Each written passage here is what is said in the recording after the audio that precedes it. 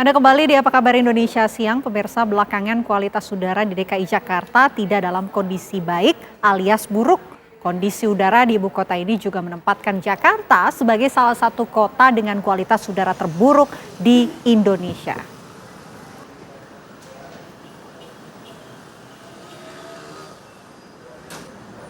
Tingkat polusi udara di ibu kota Jakarta dalam beberapa hari terakhir kian memburuk, pemirsa. Berdasarkan data dari IQ Air terbaru, indeks kualitas udara atau Air Quality Index di Jakarta berada pada angka 131.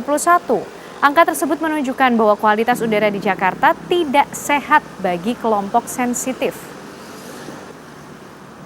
Sementara berdasarkan pemantauan BMKG, konsentrasi PM 2,5 di Jakarta belakangan menunjukkan nilai maksimum pada pagi hari. Polusi udara di Jakarta tersebut menempatkan Jakarta sebagai salah satu kota dengan kualitas udara terburuk di Indonesia dengan kategori konsentrasi PM 2,5 harian tidak sehat. Melihat buruknya kualitas udara di Jakarta, kelompok-kelompok sensitif yang memiliki kerentanan dengan polusi udara seperti ibu hamil, balita, dan lanjut usia tentu harus lebih waspada lantaran bisa memicu berbagai macam penyakit. Hari ini, tingkat polusi udara di Jakarta memiliki nilai konsentrasi PM 2,5 di angka 34 UG per meter kubik, yang berarti dalam kondisi sedang.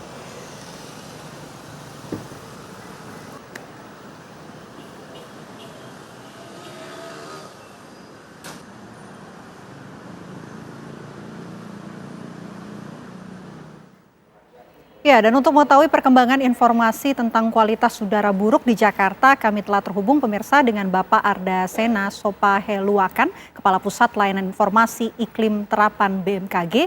Dan juga kami saat ini sudah terhubung pemirsa dengan Ibu Fitra Nisa dari Dinas Lingkungan. Ya, dari pihak lingkungan hidup ya, kita akan berbincang dengan Bu Fitra dan juga Pak Ardasena. Selamat siang Pak Ardasena, Bu Fitra. Selamat siang, Mbak. Oke. Baik, saya mau ke Pak Ardasena terlebih dahulu. Pak Ardasena, tadi data-data yang sempat saya bacakan, ini mungkin bisa dijelaskan kembali Pak, menunjukkan apa? Seburuk itukah memang kualitas udara di Jakarta beberapa waktu terakhir? Ya, jadi pengamatan yang dilakukan oleh BMKG itu sejalan juga dengan pengamatan yang dilakukan oleh Dinas Lingkungan Hidup DKI maupun juga oleh Kementerian Lingkungan Hidup di DKI. Memang pada beberapa hari atau bahkan beberapa minggu belakangan kondisi kualitas udara di BMKG itu berada dalam kategori sedang, khususnya pada saat siang hari. Nah, beberapa minggu keadaan tersebut bertahan.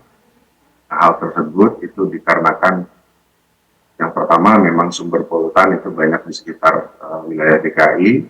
Kondisi yang kedua adalah karena kita sedang perlahan-lahan memasuki musim kemarau, mana terjadi defisit hujan. Walaupun sekarang ini berlangsung hujan, tetapi kita segera memasuki musim kemarau yang biasanya kita cenderung mengalami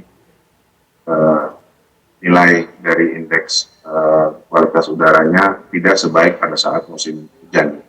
Jadi kurang lebih demikian. Kalau daripada kondisi harian, biasanya memang tadi disampaikan pada saat intro itu kondisi kualitas udara lebih kurang baik itu pada saat malam hingga pagi, karena pada saat kondisi tersebut di wilayah perkotaan udaranya dingin dan mampat di bawah sehingga polutan itu tidak bisa lepas ke udara. Oke, Pak Ardasena, tapi Pak, apa sebenarnya menjadi faktor utama penyebab buruknya kualitas udara di Jakarta ini, dan apakah kondisi ini bisa diperbaiki sebenarnya Pak? Ya, sumber utamanya tentunya adalah aktivitas urban atau aktivitas manusia yang ada di wilayah perkotaan. Oke.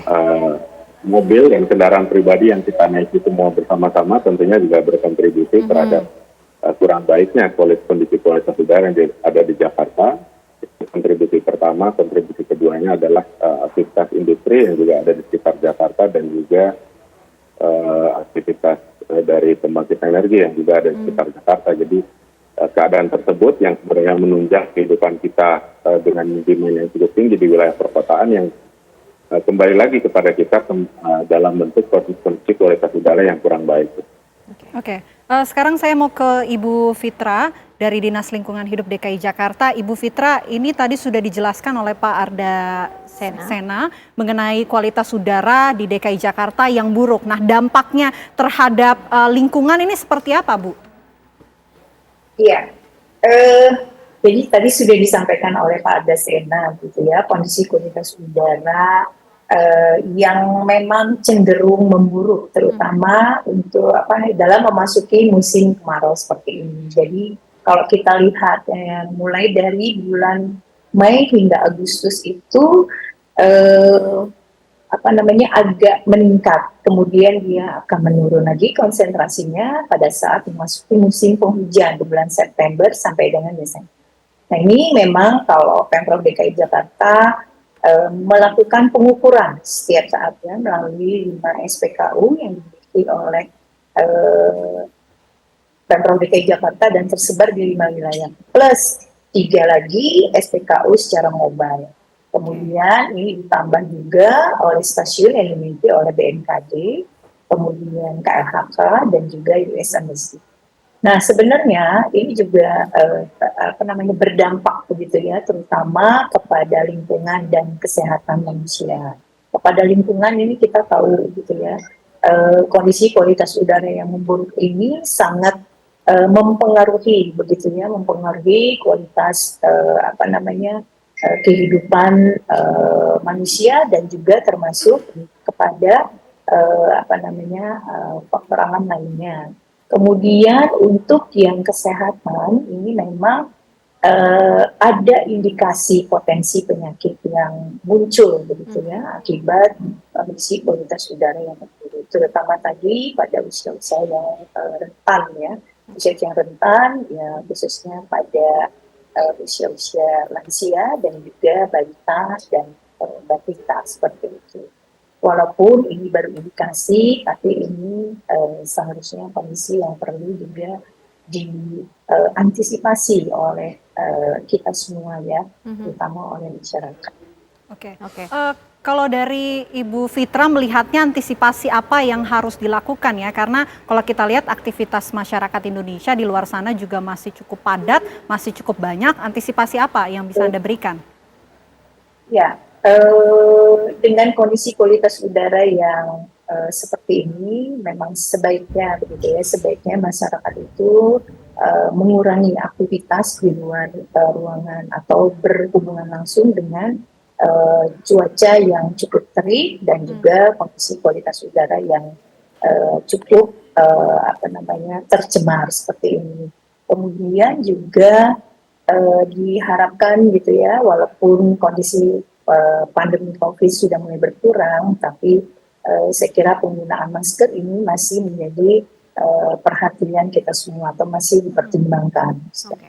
Oke, Pak Arda Sena, kondisi cuaca yang buruk seperti ini di ibu kota apakah juga bisa diprediksi akan berlangsung sampai berapa lama lagi, Pak?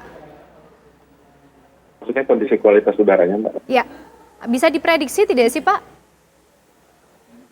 Bagaimana? Maaf, bisa diulangi? Untuk kualitas udara yang buruk seperti ini di ibu kota, apakah ini bisa dibaca, bisa diprediksi Pak, sehingga langkah antisipasi tentunya tetap dilakukan, tapi juga masyarakat perlu tahu untuk bisa sama-sama ikut meningkatkan kualitas udara yang baik begitu?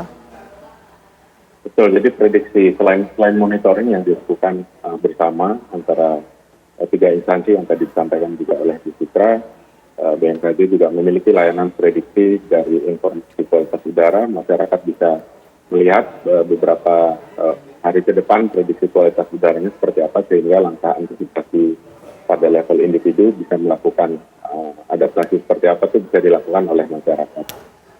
Secara umum, memang seperti tadi kami sampaikan, kita akan menghadapi musim kemarau, sehingga secara umum kondisinya beberapa bulan ke depan nyatanya kondisinya akan sama seperti belakangan ini. Jadi kondisi kualitas udara berada pada level rentang sedang pada saat siang hari dan kemungkinan pada saat malam hingga dini hari itu bisa melebihi pada kategori tidak sehat. Oke, baik, terima kasih Pak Arda Sena. Sebelumnya juga terima kasih kepada Ibu Fitra Tunisa. Terima kasih atas waktunya. Semoga kondisi kualitas udara di DKI Jakarta bisa segera membaik ya. Selamat siang.